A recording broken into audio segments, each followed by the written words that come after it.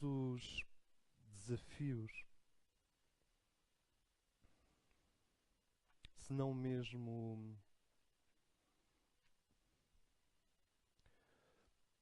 o desafio fundamental,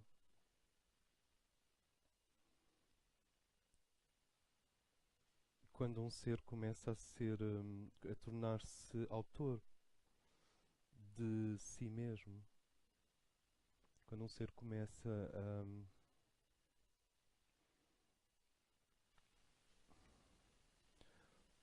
tomar consciência e a posicionar-se de uma forma cada vez mais ágil perante aquilo que o condiciona e ao mesmo tempo mantém uma visão estável do seu potencial, de para onde ele vai, ou das imagens progressivamente sagradas, se é que esta expressão quer dizer alguma coisa, que o chamam. Um dos grandes desafios é justamente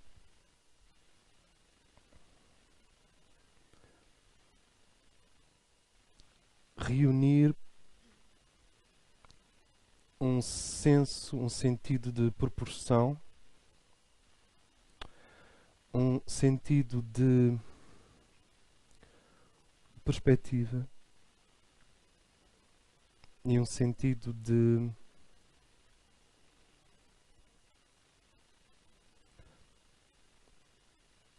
compreensão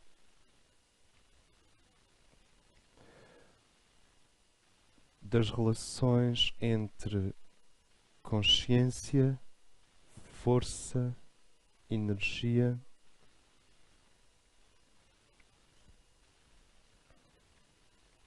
Normalmente a palavra humildade é utilizada para descrever esse ponto médio entre proporção, perspectiva, posicionamento. Humildade, de alguma forma, tem a ver com simetria e com equilíbrio. A posição, o lugar de uma consciência que está a ser submetida à pressão da vontade do cosmos. Isto é, de uma consciência que não está a ser submetida à pressão destas correntes domésticas que vocês conhecem, mas que está a ser submetida a uma tensão, a uma fulgurância, a uma incandescência, a um poder térmico que é supraterrestre, não histórico, e que atua acima, além, transversalmente, em relação aos estratos que nós conhecemos, os estratos históricos, sociológicos, antropológicos, toda essa coisa. E o indivíduo está a ser sujeito a uma pressão. A posição da consciência, o ângulo, reconhecer o seu próprio problema, reconhecer e sentir, para não dizer amar, a oportunidade de o indivíduo estar sob pressão de uma vontade cósmica, sob a intenção de uma vontade maior. Este é um desafio. Um dos grandes desafios é o indivíduo encontrar a bissetriz, o ponto médio neste triângulo feito de perspectiva, passado, presente, futuro.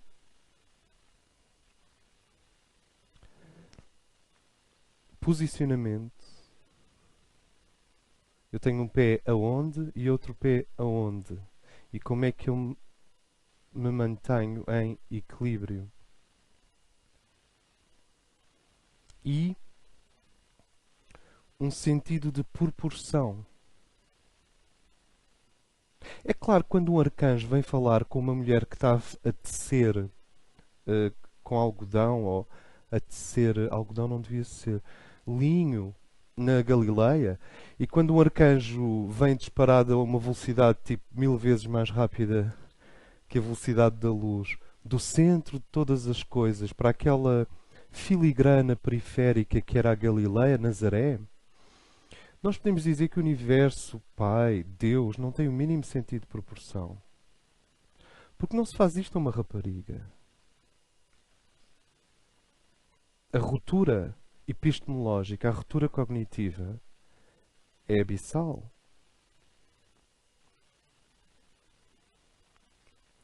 E nós vemos muitas vezes o divino fazer coisas completamente fora de proporção.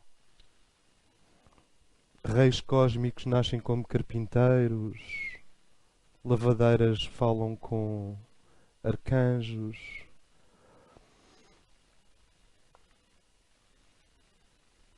Desenhadores de marionetes são levados numa merkaba até contemplar a face sublime do divino. Mas nós, falando de baixo para cima, isto é, falando do ponto de vista psicológico, nós temos que nos responsabilizar por aquilo que antigamente se chamava humildade, e que é uma palavra que pode ser decomposta, mas que tem muito a ver com proporção, bom senso, posicionamento, perspectiva, um sentido das escalas.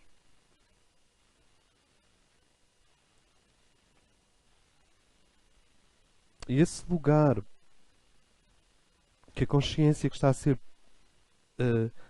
amada por Deus ao ponto de ser chamada para suportar a pressão da criatividade pura, não o ligeiro toque mais ou menos sensual das artes, ou o ligeiro toque mais ou menos fosforescente da intuição, ou o ligeiro toque mais ou menos, sabes, brilhante, cristalino da ética. Não.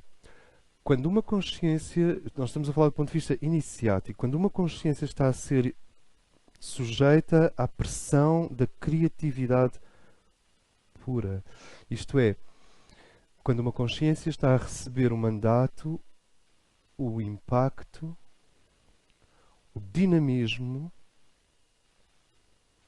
de se tornar contentora do universo e não contida. Não sei se esta linguagem nos ajuda ou se nos dispersa. Mas quando vocês são chamados a um processo iniciático,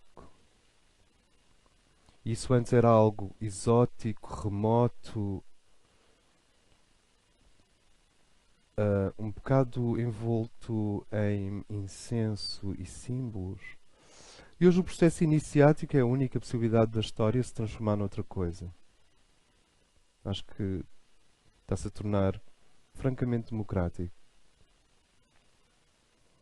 Quando vocês são chamados para um processo iniciático, a consciência está a ser chamada a viver a mesma pressão que o carbono vive para se transformar em diamante. Essa pressão é térmica e é radiante. O universo está seriamente interessado no indivíduo. Quando o indivíduo não consegue continuar a maquilhar os seus dias de outras coisas, quando os seus dias começam-se a tornar vida e começam a convergir para a paixão de estar mais vivo ainda, quando o indivíduo começa a se dedicar, mesmo, notem, é mesmo involuntário o processo, a descascar, a fazer o peeling da realidade. E quando ele começa a entrar, a ser tracionado, a ser guindado e tracionado para dentro das câmaras que transforma uma consciência psicológica enraizada no passado numa consciência espiritual ancorada no infinito. Infelizmente, infinito é uma expressão, quando nós ouvimos, descansamos. Porque nós ouvimos infinito, bom, isso não é comigo. Não é? Há aquela parte do cérebro, infinito, não é comigo.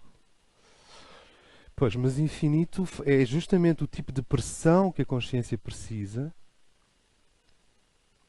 para que se dê, isto é perigoso, para que se dê esta quebra da inércia, esta quebra da entropia que na matéria é bem conhecida, mas e que na consciência se transforma constantemente neste acordo estranho de que é possível ter alguma coisa em troco de nada. É possível. Há uma espécie de folclore, uma magia dentro da nossa consciência que diz: eu vou conseguir qualquer coisa em troco de nada. E na verdade, a nossa consciência evolui dentro de uma consciência maior. E ambas evoluem dentro de uma face ainda maior. E todas as faces concêntricas desaguam naquilo que nós temos vindo a chamar Cristo Miguel. E que é só uma cedência ao Ocidente quando utilizamos esse nome. E portanto a consciência um dia apaixona-se pela evolução constante. A consciência um dia apaixona-se pela febre de se transcender. É claro que transcender é mais uma daquelas expressões que fazem com que o nosso cérebro desligue. Infinito, transcender, não é comigo. Ok, mas nós existimos dentro de um intelecto universal. Nós existimos dentro de uma mente viva, vívida, intensa, acutilante. Miguel é como uma águia.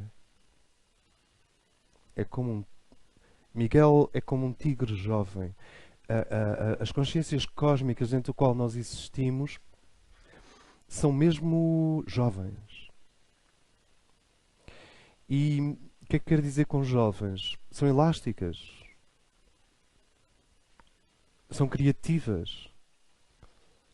São imprevisíveis. E são verdadeiras. E há um momento em que o indivíduo percebe evolução, expansão de consciência é ao longo de linhas radiantes pré-existentes. As linhas radiantes através das quais a nossa consciência vai evoluir, elas são pré-existentes. Nós evoluímos ao longo de sentidos, categorias, realidades, autoestradas que primeiro parecem éticas, depois transformam-se num fogo vivo e depois transformam-se naquilo que alguns ambientes chamam o êxtase, mas são autoestradas. E elas são pré-existentes. Para ser claro, existem, como algumas pessoas aqui sabem, 12 grandes escolas que saem da Terra. Nós saímos deste planeta, se é que alguém está interessado nisso. Eu não estou. Mas se alguém estiver interessado, nós saímos deste planeta por 12 pipelines, por 12 highways. São 12 escolas cósmicas. Uma aponta para Sirius. Outra aponta para o Sol. Outra aponta para a evolução imaterial. Outra aponta para o reino arcangélico. Outra aponta para o serviço ao Logos da Terra. São 12. E essas linhas radiantes, essas estruturas para a evolução maior, já existem. Nós evoluímos ao longo dessas estruturas de fogo, desses pontos de fuga, aquilo que Teilhard de Chardin chamava ponto ômega. Claro que ele reunia tudo num ponto só. Mas nós, antes desse ponto ômega, temos pequenos pontos ômega que nos chamam para a realização total. E a consciência, que não é o meu pé esquerdo, my left foot, não é o meu pé esquerdo, não é a orelha que o Van Gogh cortou, a consciência que não é o meu cabelo, a consciência que não é o que eu penso, a consciência que não é o que eu penso de mim. A consciência que não é a minha memória, a consciência que não é. Teríamos que ir àquela velha escola do Advaita Vedanta e do Jnana. O que é que tu não és? O que é que tu não és? O que é que tu és? O que é que tu não és? Quem és tu? Temos que voltar aí. Não é preciso, porque isso é um exercício que vocês fazem todos os dias de manhã. Agora, essa consciência, a consciência que é chamada, ela está sob pressão. Ela está sob a pressão do universo. Ela está sob a pressão da vontade do cosmos. Isto é muito importante compreender. É totalmente involuntário. Nenhum indivíduo voluntariamente inventa um processo iniciado com um processo maior para ele. Nós temos visto que iniciação é apenas a forma como a vida se absorve em si mesma, se reabsorve em si própria. Quer dizer, como a vida menor inclui a vida maior, e ambas são incluídas numa ainda maior, em expansões.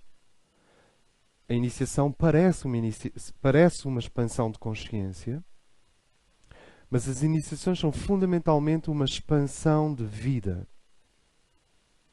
Por exemplo, vocês sentem que do nosso corpo exala um mistério.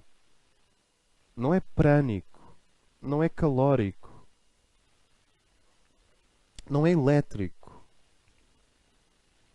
não é sensorial. Todas essas coisas assistem, mas exala um mistério. E esse mistério, que não é vitalidade, é vida, confunde-se com a definição ocidental de Deus. Nos doutores da Igreja é completamente consensual, na filosofia da Idade Média, Deus é vida. E nós estamos, sabes, tu sentes que há qualquer coisa que exala deste corpo que é maior que ele e que o sustenta.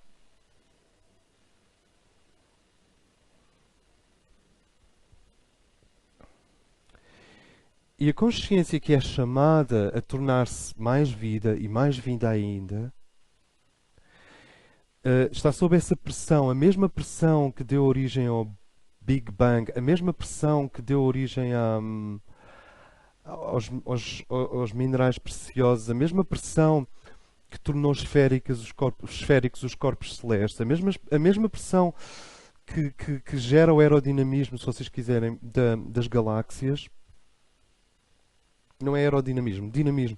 Essa pressão, um belo dia, deixa de se interessar pelos elementos da tabela periódica, deixa de se interessar pelos elementos metálicos que nós temos, deixa de se interessar pelas coisas elásticas, deixa de se interessar pela nossa libido, deixa de se interessar pelo nosso pensamento.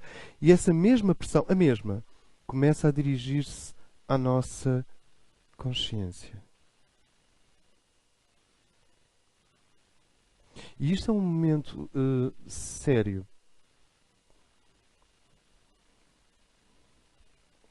Basicamente toda a grande cultura, a cultura clássica, gira em torno deste problema. Explícita ou implicitamente. E então põe-se a questão do posicionamento. Como é que eu me posiciono perante isto? Tu não escolheste. A acumulação de orações silenciosas e semiconscientes em vidas passadas foi enfraquecendo a membrana entre os níveis causal e mental. Então o indivíduo chega a uma vida em que a membrana que separa as meta-ideias das ideias está a desfazer-se literalmente. A pessoa não consegue mais ter ideias, só consegue ter meta-ideias, quer dizer, só consegue funcionar por grandes signos significantes, por grandes forças ígneas que os chamam. É claro que qualquer uma dessas forças ígneas pode ser transformada num tratado, se ele quiser, intelectualmente falando. Mas aquela membrana deliciosa que permite a separação entre o real e o pensado começa-se a desfazer. E isso é o resultado de muitas vidas de oração sem que a pessoa saiba que estava a orar. Quantas mulheres estão horas a lavar no rio? e talham com o seu machado as tábuas do meu caixão. Quantas mulheres estão horas a lavar no rio e estão em oração sem dar por isso? Quantos homens, eu não queria entrar aqui em neorrealismo, mas quantos homens passam o dia agarrados a um arado ou agarrados a um trator e estão em oração, nem dão por isso? Quantos indivíduos vão pescar, convencidos que estão a ouvir futebol, o que é mágico, ir pescar e ouvir futebol ao mesmo tempo, é uma coisa, e lá dentro, secretamente, o seu núcleo está-se a dirigir ao infinito. Então, estas orações semiconscientes, estas aberturas para o milagre alquímico da reinvenção do universo, coisa que o universo faz a si mesmo on a daily basis. Esta disponibilidade para estar aberta à reinvenção de si, do universo, dos outros, todas as coisas, esta generosidade para com o mistério é oração. Só de reparar que as orações não são só pedir e as orações não são só referir. A oração profunda é abstrata. É um pasmo do lado de cá que se dirige a um silêncio do lado de lá até que eles encontram, se tornam ambos duas superfícies perfeitamente polidas que se encostam. E há um contacto. Teresa d'Ávila escreveu muito sobre isto, sobre a oração silenciosa. Oração que nós fazemos sem sequer saber que estamos a fazê-la, até que percebemos que fazemos. De qualquer forma, a consciência é chamada. E a consciência é colocada num ponto sério.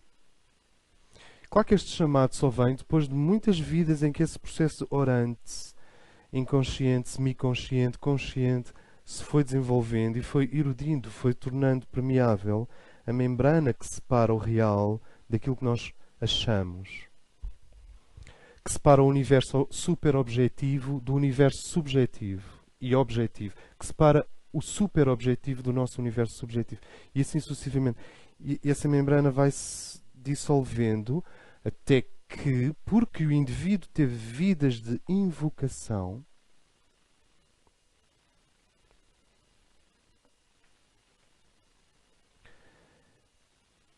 até que The Shining, a luz, atravessa a membrana e o indivíduo sente. Ele sabe. E aí põe-se um problema básico, que é o nosso posicionamento. Perspectiva. As perspectivas podem ser cósmicas, culturais, sociais, exatas, poéticas. Mas é importante ter perspectiva. Nós temos visto nos nossos encontros que o indivíduo não existe no vácuo. Ele existe numa psicosfera feita de ideias e pessoas e trocas. Perspectiva. Posicionamento. Este é um ponto muito importante hoje. E finalmente, um sentido de proporção. Deus, o divino, o toque, a agulha incandescente do impossível, atravessou a membrana e está-me a pedir o quê? Que eu role um pequeno calhau, que eu role uma mó, ou que eu role uma montanha? Qual é o sentido de proporção? E é muito interessante porque proporção, perspectiva, posicionamento. Isto aqui ao meio tem muito a ver com bom senso, equilíbrio. Se vocês quiserem, tem muito a ver com o que, em termos latinos, que o latim chama humildade, estar próximo da terra. Terra no sentido de estar próximo do que é real, do que é super objetivo.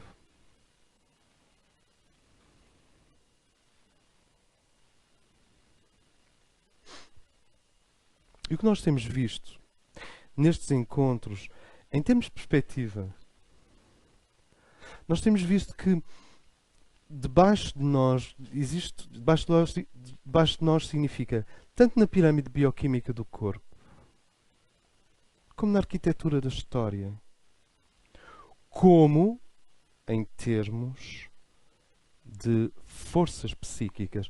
Debaixo de nós, como em termos de passado, debaixo de nós vocês têm estes mares de correntes psíquicas. Eu diria que a massa psíquica do Egito, que ainda existe hoje, e é uma espécie de... Se pensarmos no Egito no sentido idolátrico com que algumas pessoas se relacionam com ele hoje, é um campo astral lindíssimo, vibratoriamente intenso, mas é o resíduo de uma civilização. É uma concha. Se vocês quiserem, é como o calor de um automóvel depois de vocês o desligarem. O motor continua quente e vai ficar quente durante uma boa parte da noite.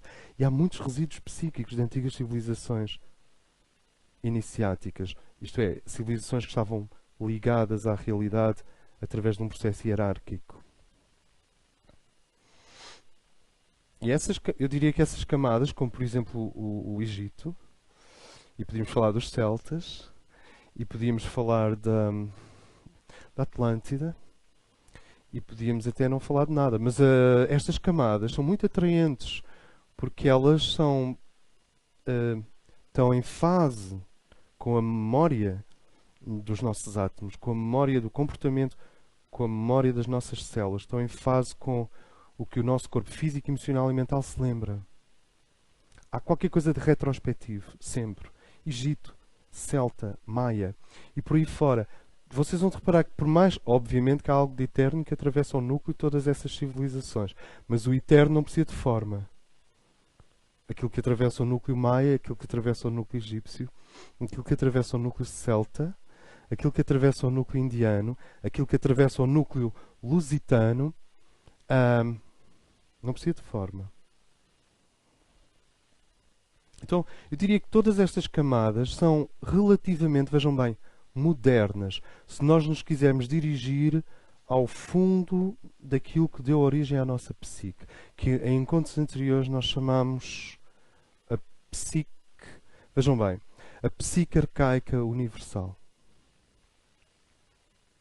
O oceano de desejo que impregna toda a matéria latente e que é simplesmente o desejo de voltar à origem, de voltar a uma fase com o arquétipo, ou com os arquétipos, ou com o grande ecossistema de arquétipos a que nós temos vindo a chamar paraíso, que é um ecossistema de arquétipos. E uma pessoa vai lá, entra lá dentro e volta. Sentem?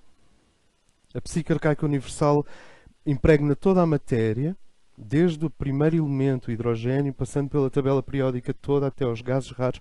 Tudo isso está impregnado dessa oração, desse desejo de retornar. Isso está debaixo dos nossos pés. E assim como nós temos esta herança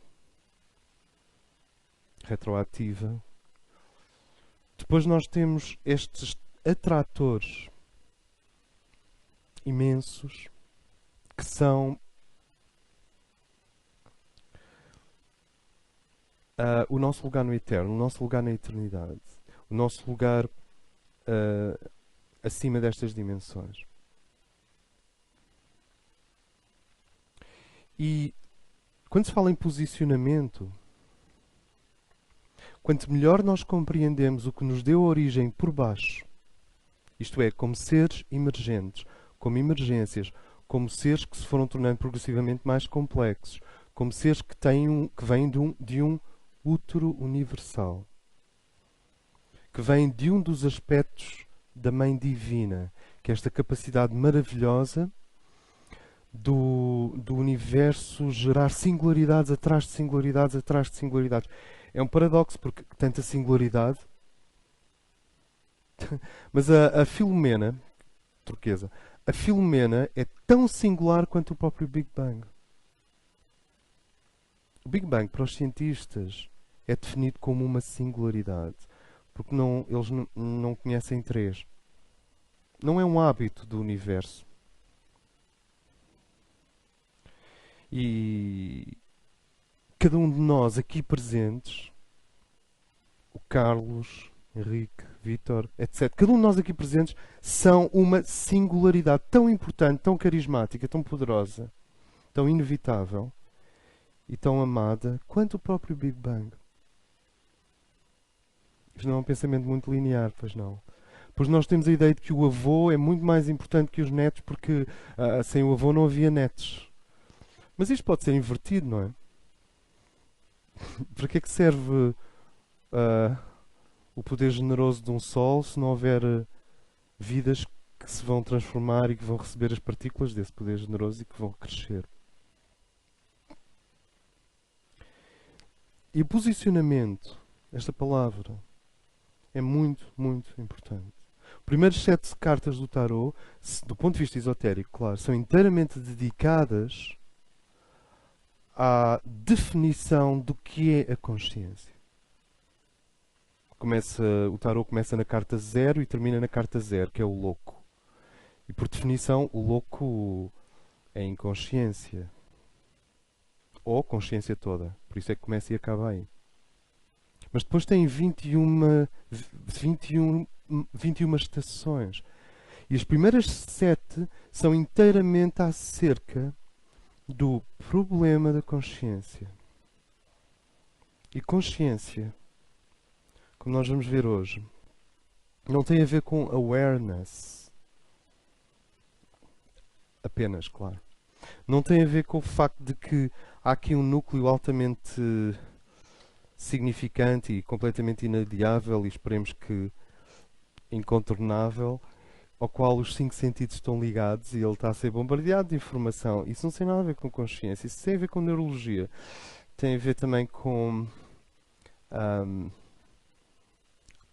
a situação geográfica, topográfica, cardinal do indivíduo no espaço, para a frente, para trás, esquerda, direita. A nossa awareness tem a ver com essas coisas todas. Como nós vamos ver, consciência é o que acontece quando Deus te deixa em paz. É aí que nasce a consciência. Porque durante uma parte do caminho é a Mãe Divina que te traz pelas mãos. E depois, mais à frente, o indivíduo metamorfoseou-se no fogo vivo, no fogo cósmico. Tu vais te tornando um fogo. Mas, quando a Mãe Divina te larga das mãos e o Pai ainda não te vem buscar, nesse momento estás no vácuo. Estás no vácuo não no sentido que eu referi há bocado. Estás no ponto em que o indivíduo escolhe o universo e a vida. Em que ele afirma, sem pressão de espécie nenhuma, a vida. Nós já vamos ver isso melhor. Durante muitos séculos, predomina em nós o passado. Vejam bem, durante muitos séculos predomina em nós o passado. Isto é, a ladeira da vanguarda, a ladeira da reinvenção, a ladeira da criatividade pura. Eu chamo criatividade pura tu estares alinhado com a vontade divina. E se puderes fazê-lo de uma forma que não é apenas ética e moral, seria ótimo. Quer dizer, se puderes ser mesmo como um jaguar. Só que não um jaguar biológico. O outro jaguar. Se vocês olharem, durante séculos nós caminhamos com as grilhetas, fica um bocadinho dramático, com as grilhetas, com o passado amarrados aos nossos pés. Fome, frio, medo, superstição, mentalidade. As mentalidades são regionais. As superstições têm a ver com a dificuldade do indivíduo contatar o seu ser interno, são substitutos.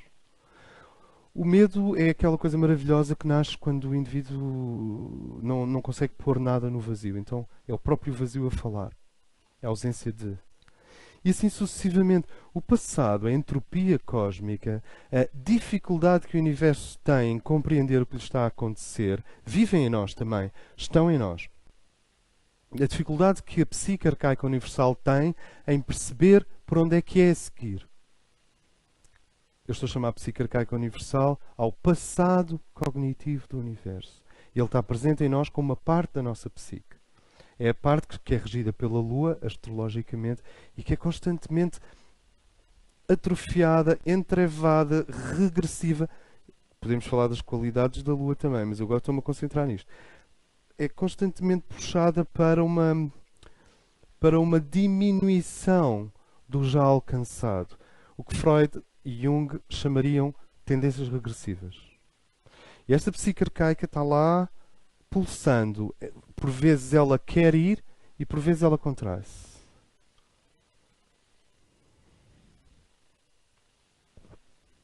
Isso é uma parte da nossa herança. A outra herança são estes ímãs, estes atratores, estes magnetos feitos de meta-ideias, de ideias sublimes, que nos chamam para manifestarmos todo o nosso potencial, a nossa totalidade, aquilo que está oculto.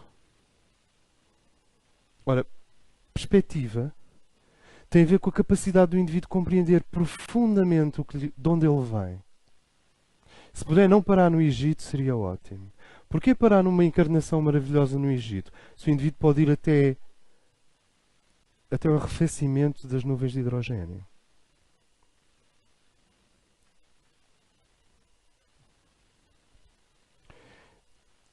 Perspectiva é scope. Tem a ver com a capacidade realmente do indivíduo olhar em profundidade lá para trás e em profundidade para a frente. Eu não sei o que é olhar em profundidade para a frente. A expressão não faz qualquer sentido. Ou faz. Olhar em profundidade para a frente. Realmente trata-se do indivíduo perceber. Espera.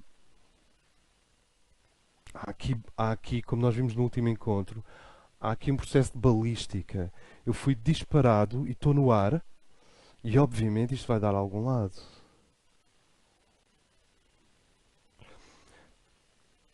Perspectiva implica uma abrangência. Yogananda tinha muito a ver com isso. Yogananda Paramahansa tem a ver com uma enorme abrangência. A consciência precisa de se tornar abrangente.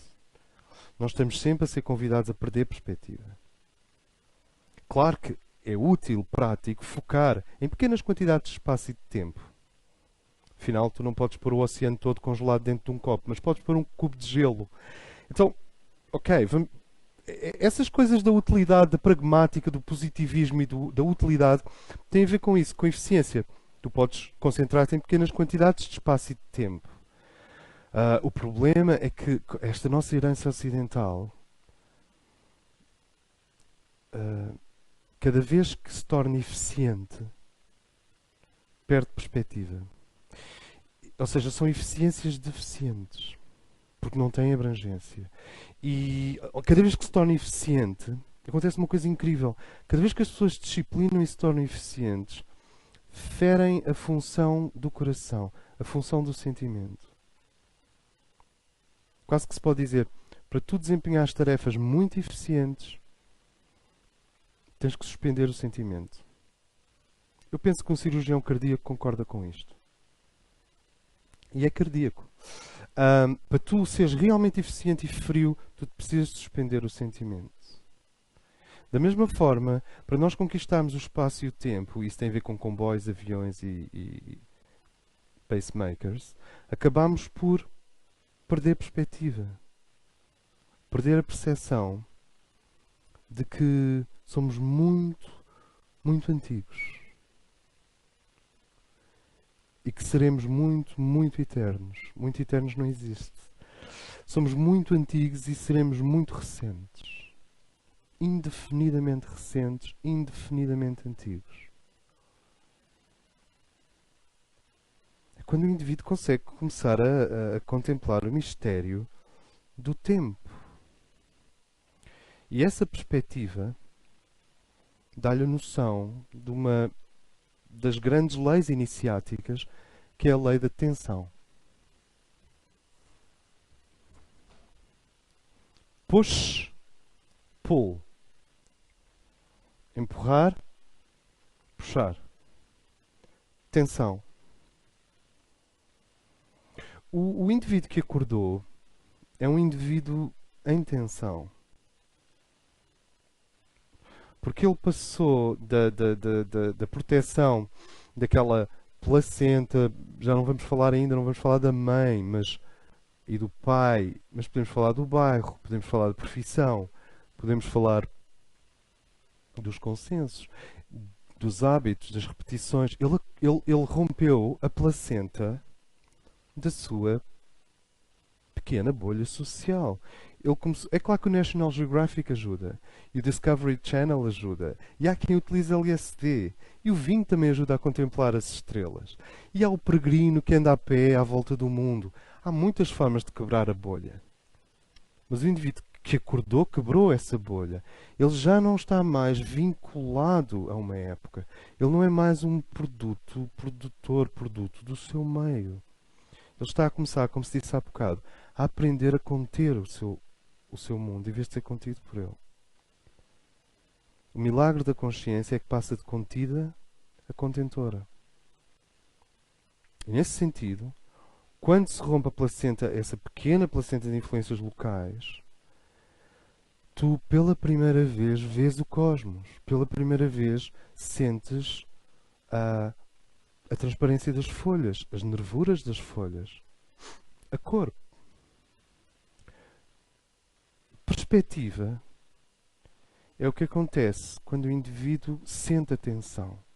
Quando ele sente a tensão dos hábitos da matéria, dos hábitos da natureza. Quando as pessoas dizem as leis da natureza, eu não sei se a natureza tem leis. O que nós sabemos é que a natureza tem hábitos. E como eles se repetem constantemente, os fisiólogos e a malta da anatomia e a malta da biologia chamam isso leis. Mas depois a natureza faz uma coisa que não tem nada a ver com as leis.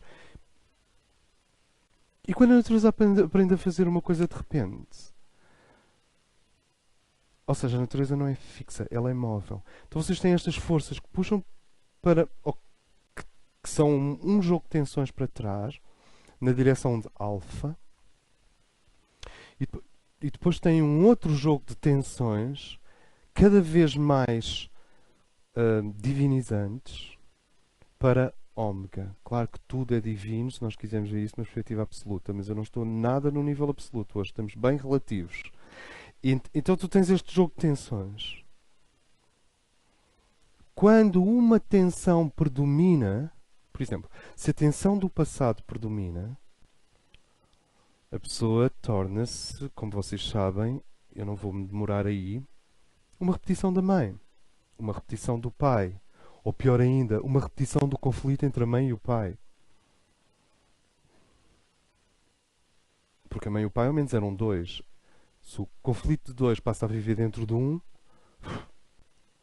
então vocês pensem, se estas forças do passado predominam, se essas forças do passado, que são inteiramente bem-vindas, predominam, não se pode falar de consciência. Pode-se falar de herança. Pode-se falar de automatismos. Pode-se falar de cultura. Pode-se falar de folclore. Pode-se falar de sim senhor, este queijo é fantástico. Mas não se está a falar de consciência. E do lado lá do arco, cada vez mais predomina a superconsciência. E querem saber, superconsciência não é consciência.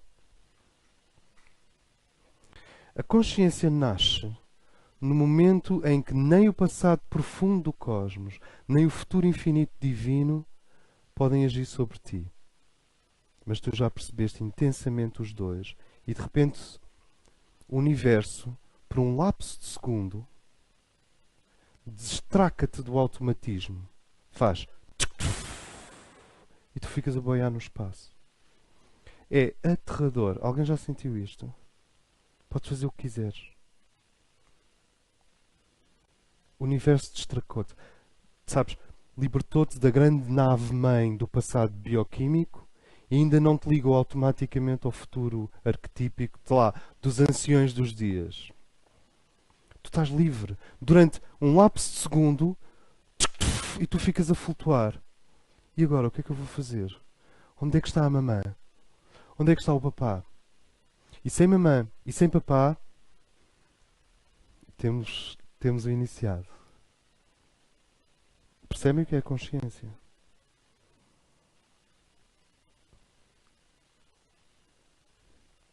No momento em que tu ficas sozinho perante o cosmos, tu és igual a Cristo. E então podes sentir Cristo, Sofia. E aí podes sentir finalmente o problema de um Deus. E podes senti-lo como um homem, como uma mulher. Enquanto estás em automático, não podes. E essa é a angústia do homem moderno. O homem moderno bateu à porta do templo que é o universo inteiro. E esgravatou, e bateu, e fez investigação atómica. E fez plutónio, que é uma coisa que nem existe no universo. E libertou a mulher, e queimou sutiãs, lembram-se? E votos para toda a gente. E democracia. O homem moderno desenvolveu a tipografia, desenvolveu a máquina a vapor. Eu não sei. O homem moderno pediu consciência. E consciência, num certo momento, é estar rigoroso e absolutamente só. Quando o indivíduo está totalmente só, e isto que acontece no indivíduo, acontece na espécie como um todo. Quando ele está completamente só, ele pode sentar-se e dizer assim: eu tenho de decidir se a obra do pai e a obra da mãe são uma bolha de sabão para mim com bolinhas coloridas. Ou se é algo muito importante. Sabes, isto é parece demagógico, porque teoricamente é fácil responder à pergunta, não é? As pessoas têm a ilusão que já responderam à pergunta. As pessoas têm a ilusão que fizeram uma escolha. Nós temos a ilusão que fizemos uma escolha.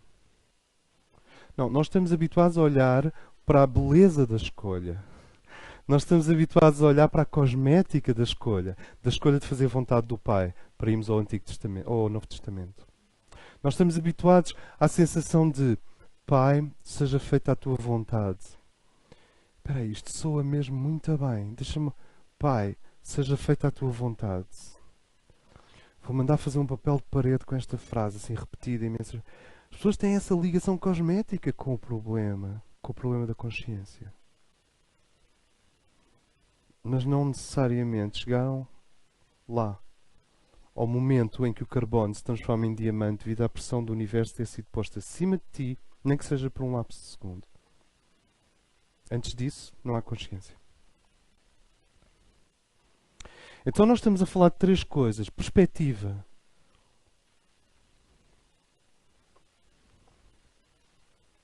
Posicionamento. Proporção. Ou proporção, perspectiva, posicionamento. No meio destas três realidades passa-se aqui algo que é a tua consciência. Ser consciente e ser humilde é praticamente a mesma coisa.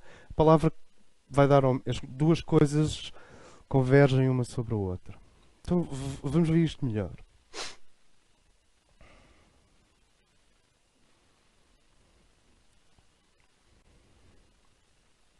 Durante muito tempo, um ser oscila, e as primeiras 7 cartas do tarot são inteiramente acerca disso, entre o que está do lado do véu, que é o cosmos, e a mente divina, e o que está além da mente divina, de uma forma super objetiva, quer dizer, não distorcida semanticamente, não reinterpretável pelas várias formas como nós construímos as frases.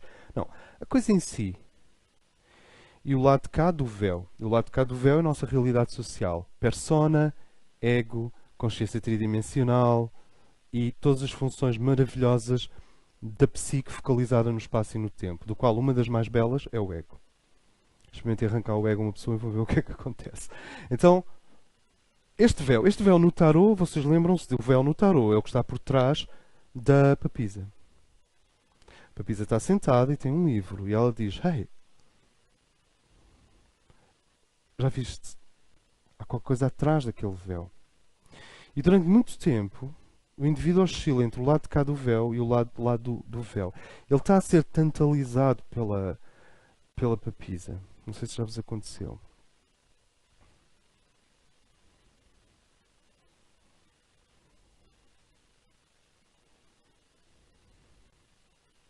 Tu vais comprar um livro de culinária, mas traz um livro de astronomia, não sabes bem porquê. Vais comprar um livro de astronomia e de repente já trazes um livro sobre o casal solar. A papisa está a operar contigo a permeabilidade entre o véu. Ela está a trabalhar essa capacidade do indivíduo ir e vir. Até que de repente há uma catalisação. Há algo que te põe do lado de lá e que te traz definitivamente para o processo. E isso tem a ver com Isis, com a Imperatriz. Já é o véu a abrir-se de certa forma e completamente. Tu começas a passar da desconfiança para a certeza. Eu vou tentar ser rápido nesta questão. A seguir, tu tens o Imperador.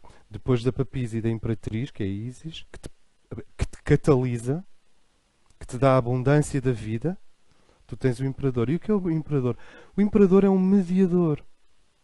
Ele tem o templo atrás, mas ele não é o templo. Ele entrou e voltou para fora. O que é o Imperador? Qual era a função da aristocracia na Idade Média? Era fazer a ponte de ligação energética entre o polo da humanidade que estava virado para o céu e o polo da humanidade que estava virado para a terra, entre o clero e o povo. Felizmente havia os artesãos que escapavam a este esquema. Mas a nobreza, o imperador, fazia a ligação. Lembram-se das duas chaves no Vaticano? Uma de prata e uma de ouro.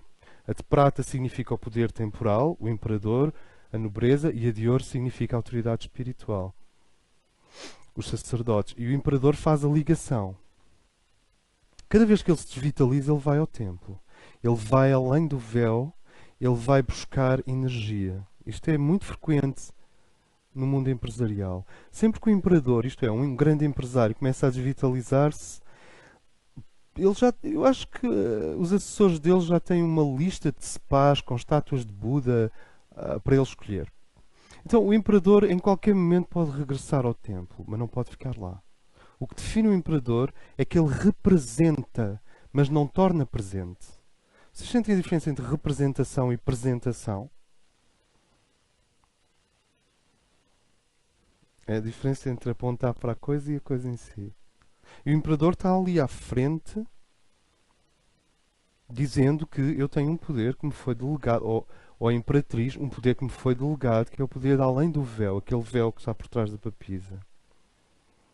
E a seguir vem o Hierofante. O Hierofante é completamente diferente. Está aberto. Está completamente aberto o templo. O Hierofante está perante os seres humanos. Ele já não entra e sai. Ele é a própria energia sagrada do templo, isto é, do universo como ele é, do fogo sagrado, trazido para o lado de cá. Sentem? Ele traz o universo para o lado de cá. Ele traz a realidade... O universo não, ele traz a realidade para o lado de cá. Por isso é que é um hierofante e não é um imperador. O imperador adapta, medeia, estabiliza, aplica um poder que lhe foi delegado. Por isso é que a chave é de prata. O hierofante não adapta. Adapta ao mundo ou ao templo. Não adapta ao templo ou ao mundo. Não sei se me faço entender. Por isso é que a chave é de ouro. Quantos é que já dissemos? O mago, que não falámos hoje. A papisa. A imperatriz. O imperador. O hierofante. 5. E o sexto é o quê? Os amantes. Os namorados. Que no tarô egípcio, nós não estamos a dar, eu não estou nada interessado em tarô, reparem, que no tarô egípcio se chama a escolha. E nesse momento, porque isto é a história da consciência, reconhecer que é inconsciente é o mago. O louco não reconhece que é inconsciente. Reconhecer que é inconsciente é o mago. Depois, quando nós começarmos a aprofundar isto, vocês vão sentir. Mas reconhecer que é inconsciente é o mago. É aquilo que estava atrás no louco passou para a mesa de trabalho. Os 4 elementos. Terra, água, ar e fogo. Os 4 elementos. Ele reconhece que é inconsciente. A seguir vem a papisa. Agora que reconheceste que é inconsciente, eu posso falar de uma porta e de um véu. E tens um livro. A seguir vem Isis, a catalisadora, que é tudo o que faz com que o indivíduo não possa mais virar as costas ao templo.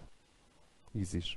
A seguir vem o imperador, que é o poder que vem de eu já ter entrado no templo. Quer dizer, de eu estar com um pé no sagrado e um pé no mundo cotidiano, no mundo social. Para usar termos mais ou menos consensuais. A seguir vem o Hierofante. O Hierofante acaba com isso. O que ele diz é: vamos abrir a porta do templo e agora não se trata de mediar, trata-se de que o mundo tem que conhecer o templo. Eles têm que se ligar. Esse é o trabalho do Hierofante. Mas chegas à escolha e acontece só isto. O processo para.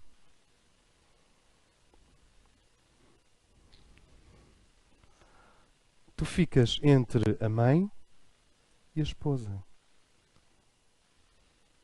Porque ele está assim, de um lado tem a mãe, do outro lado tem a esposa. Isto é, de um lado tem uma mulher que o puxa para o passado, que é a mãe, e do outro lado tem a amante ou a esposa que o puxa para o futuro e para a sua plenitude. Lembram-se? Ainda por cima, em cima, tem um ser com uma flecha, que não é Cupido. Não é Cupido. É a potência do universo à espera que ele faça a escolha. Ora, este momento da escolha é alucinante. É quando vocês não estão mais atracados em automático. Mas ainda não fazem a mínima ideia, ainda não fazemos a mínima ideia do que é que vem a seguir.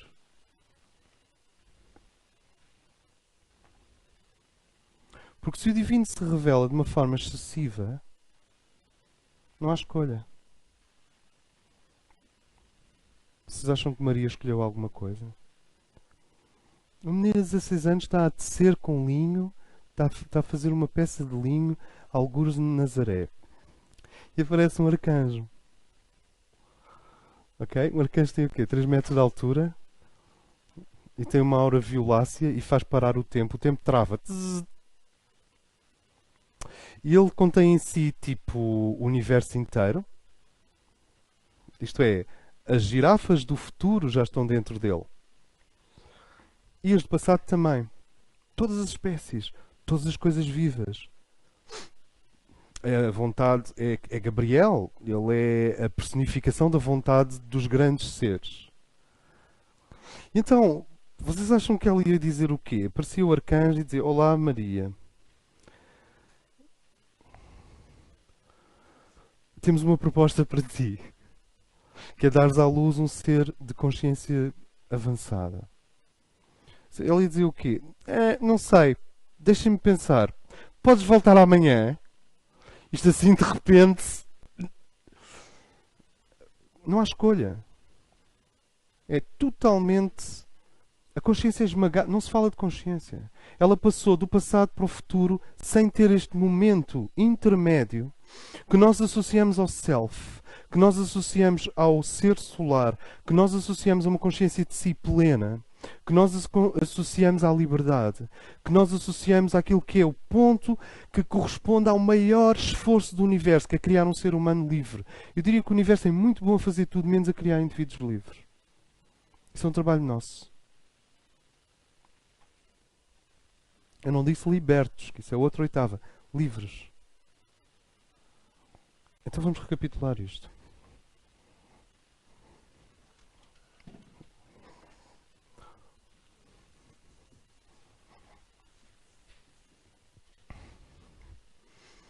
Primeiro, o louco é igual a si mesmo e a todas as coisas e não há distinção. Não há aquilo que Jung chamaria de diferenciação e que a malta da semiologia, da semântica, chama linguagem. Não há. O louco vive como um bebê a brincar no parque infantil. E felizmente existem momentos ao longo do dia ou ao longo do mês em que tu podes voltar a ser o louco. Porque é saudável, faz parte do processo. O mago sabe que é louco. É só essa a diferença entre o mago e o louco, é que o mago sabe que é louco. Por isso é que nunca se pode dizer que Salvador Dalí corresponde ao louco. Salvador Dalí corresponde ao mago. Ele insistia nisso, não era?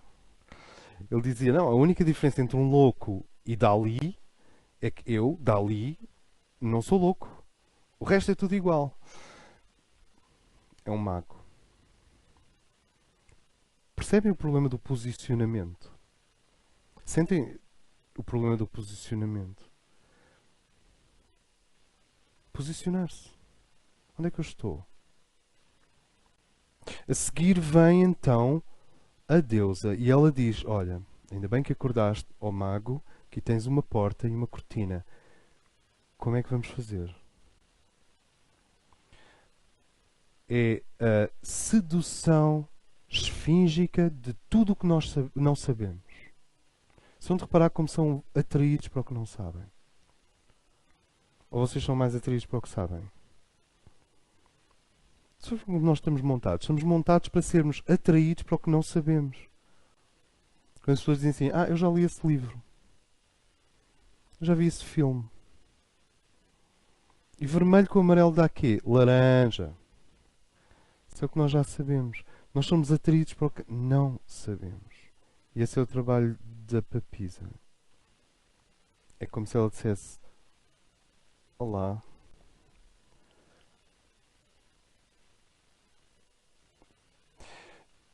Há coisas que tu não sabes.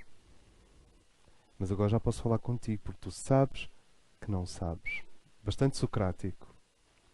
A seguir este processo de encontro com a papisa, nós vimos isto com calma quando entramos no tarot. Vem o colapso para dentro do problema, que é Ísis. Ísis, ou imperatriz, é a abundância. A pessoa começa a sentir a abundância prometida. Ísis, no tarot egípcio, não tem o mesmo significado da imperatriz no tarot mundano. Ela está a chamar, na papisa chama, mas em Ísis ela está a catalisar, de criar acontecimentos que obrigam o indivíduo a reagir na direção desse templo. Depois, o imperador é só um indivíduo que está, é o xamã também, está imantado com o grande e pode representá-lo para o pequeno. Quer dizer, o imperador está entre o que está em cima e o que está em baixo, tal como o mago, só que agora já não está na posição inicial inocente, está numa posição de força. Está numa posição de transmissão dessa força. O que é interessante nas aristocracias é que elas dependem inteiramente de um princípio. Elas não são um princípio. Dependem de um princípio. E esse princípio é sempre celeste. Tanto na Idade Média, se o Papa não reconhecesse um rei, parava ali. A seguir a esta força mediada, vocês têm então a possibilidade de trazer o templo para fora e o mundo para dentro, que é o trabalho do Hierofante.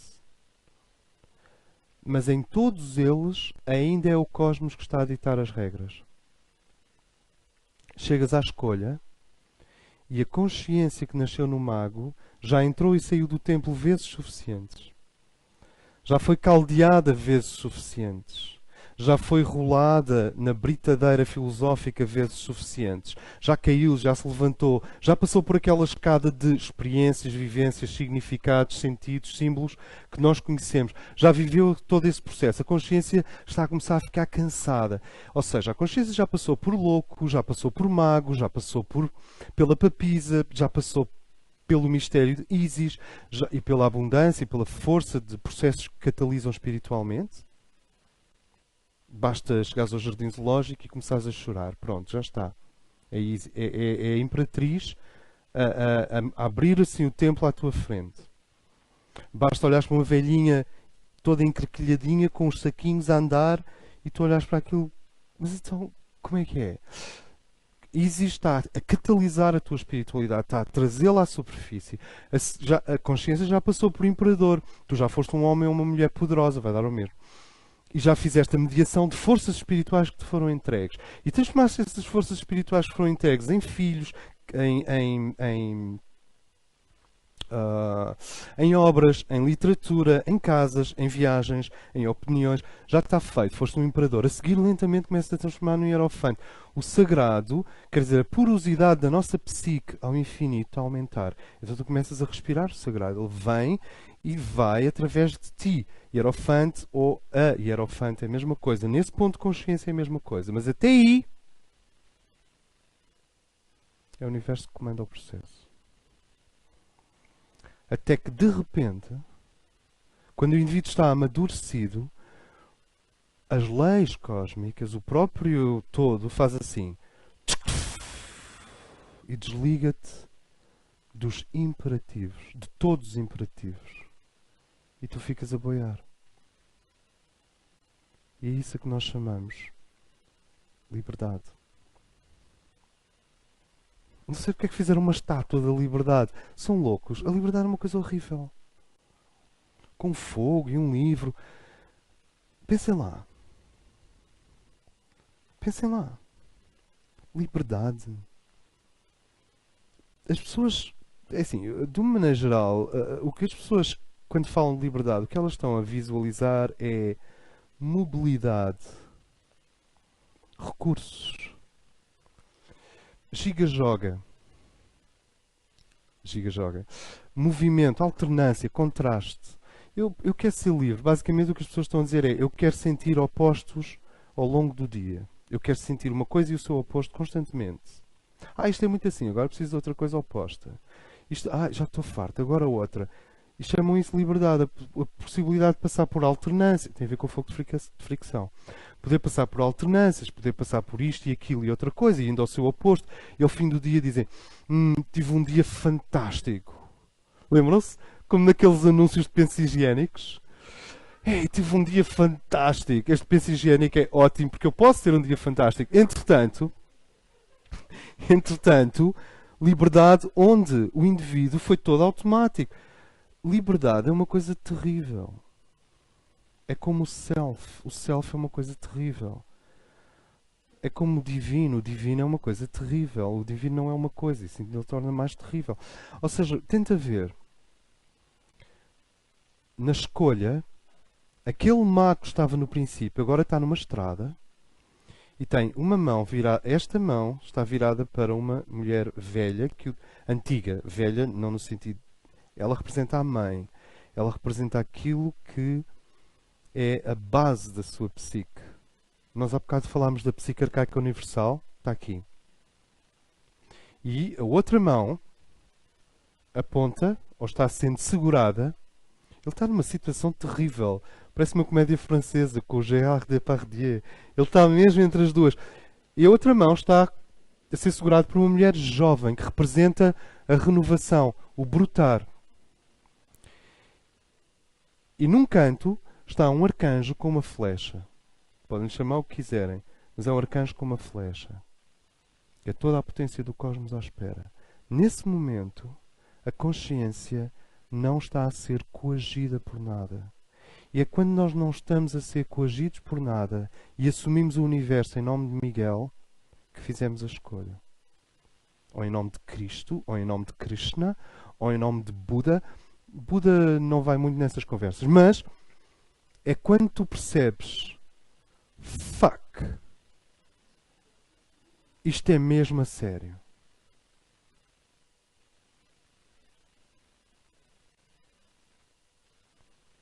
É quando a mãe que vem de trás se desligou de ti. E tu estás a flutuar no vácuo da liberdade, no vácuo do self. Tu estás a construir uma identidade real. E aí o pai, chama-lhe o que quiser, o pai está a olhar para ti e tanto tu como ele estão em suspenso. Ele está a olhar, ele não sabe o que vai acontecer. E tu finalmente estás livre. Sem esta liberdade extrema, que permite uma escolha que vai até aos ossos ontológicos da razão de ser das coisas, não há pessoa. Ainda não há pessoa. Não há pessoa ao nível em que o pai é pessoa. Há uma... Há um... Há uma plástica da vontade, há uma plástica do pensamento, há uma plástica opinativa, há uma plástica perceptiva, mas a escolha é quando tu percebes o divino não te obriga absolutamente a nada. E tu dizes, pois, mas eu estou com fome. Ou eu estou com medo. Ou eu sou um indivíduo do sexo feminino, não me obriga a nada, então porquê é que eu sou do sexo feminino? E não... Isso tudo é passado. Isso tudo tem a ver com a mãe que puxa na direção entrópica, retro, antiga.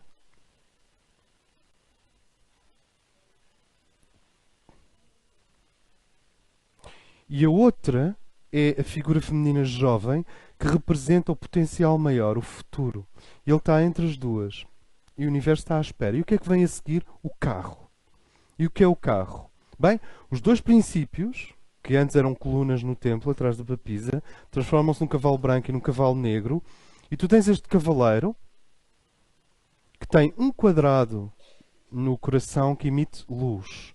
E este cavaleiro leva uma carruagem em frente. E assim terminam os primeiros 7 estações da consciência no tarot. São as primeiras 7 estações da consciência. E o que é o carro? Toda a potência que estava guardada naquele arco à espera foi posta em movimento porque houve uma escolha.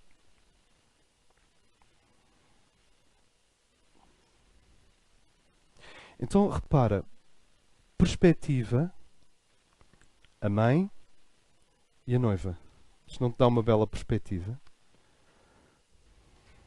Aliás, consta que as mães e as noivas não se dão muito bem, mas isso é outra coisa, ou é a mesma? Perspectiva, a mãe e a noiva. Posicionamento. Vai haver um momento em que o indivíduo está perante o espelho, não da história, não da sua mente, não dos seus hábitos, não o espelho. É um espelho de criatividade pura, como no Fausto, como na Divina Comédia, como no Hamlet, como naquelas obras em que tu vês claramente que os indivíduos são postos perante uma escolha, que é uma escolha muito mais séria, muito mais fundamental. É como se finalmente tu pudesses dizer... Sabes, lembras daquela frase de Cristo? Cada ser que pegue na sua cruz e me siga. Então finalmente podes devolver a frase a Cristo. Podes dizer, Cristo, passa aí a tua cruz. E esse é que é o processo iniciático.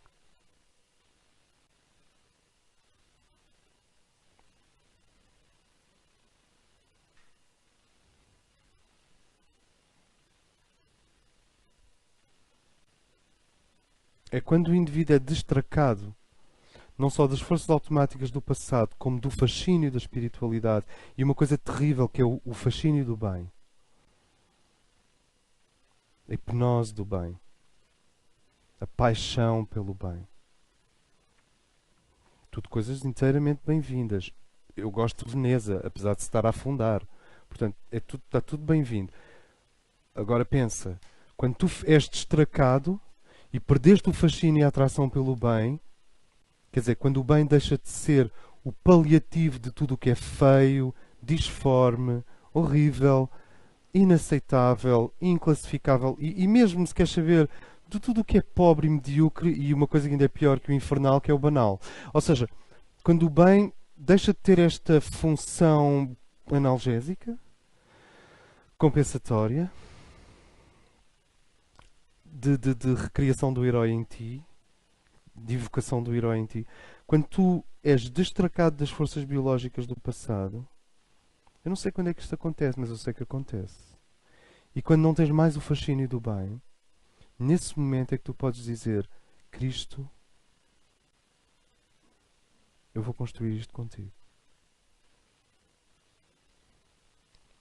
Porque é que isto acontece?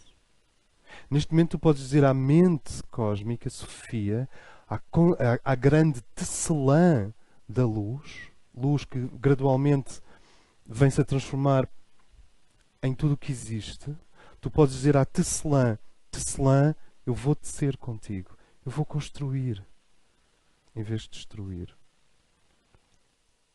E podes dizer finalmente a Miguel, o intelecto universal, os princípios, os fusos de vida e de energia que organizam o universo, este universo.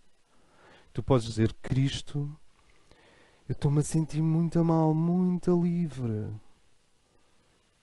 Eu não sei se demora uma semana de liberdade, tu ali a boiares no espaço, no vácuo da liberdade total, ou se são segundos, mas só nesse momento é que nasce a consciência. Quando vamos recapitular um pouco do último encontro, tu tens este jardim inicial e tens a Jerusalém Celeste, que são só símbolos do Ocidente para organizações do cenário. Este é o berço da consciência, este é a efulgência e o destino da consciência. É bom saber isto, é bom saber que há um berço e há um destino. E neste processo, o Éden, ou o paraíso terrestre, e a Jerusalém celeste que desce na terra, a tal que tem 12 portas e que tem a árvore da vida no centro, cujos frutos são para a cura de todas as nações. Notem que isto são histórias que as nossas avós conhecem completamente. Nós não estamos aqui... nós não estamos... Nós não estamos a fazer... isto não é exótico. As nossas avós conhecem isto muito bem. Daqui para aqui vocês têm o ciclo humano. E o ciclo humano é este arco de consciência que começa no mago, quando o mago diz... este é permanente, este já não vai sair. Quando o mago diz, ops, já não estou no jardim do Éden. Quem sou eu? Tenho nome? O que é aquilo ali ao fundo?